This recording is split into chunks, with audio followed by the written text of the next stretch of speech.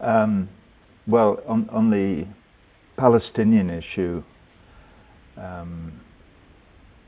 there's only one side to the conversation. And people are always saying, it's so complex. No, it's not. It's really, really simple. It's a simple question of whether or not we believe in human rights.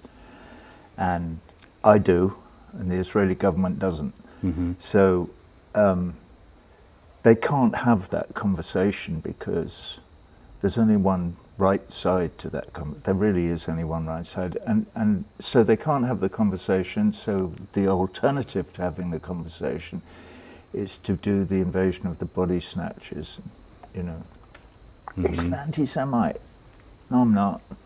And neither are all my friends in BDS. None of them are anti-Semitic. Yeah, there's been this whole thing recently with the IHRA, the International Holocaust Remembrance Alliance, I believe, definition, which now includes any criticism of the Israeli government policies as a hate crime, which is completely nonsensical, as we know. But there it is. However, the fact that somebody that actually has no real power to define what words mean. They're not lexicographers. They're not writing a new dictionary. They're not Samuel Johnson. They're just interested in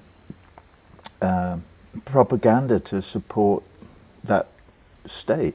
Absolutely. Well, This is not a benign, benevolent, freedom-loving place. It is the absolute bastion of everything that is evil about the human race as well. I mean, I'm not picking the United States out particularly, except that it's so powerful and spends so much money on its military and wants to rule the world in like a old kind of imperial power.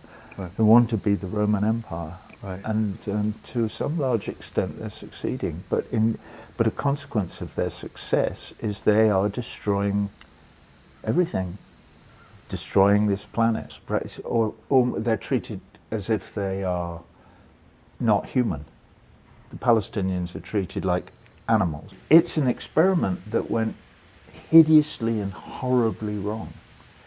Obviously,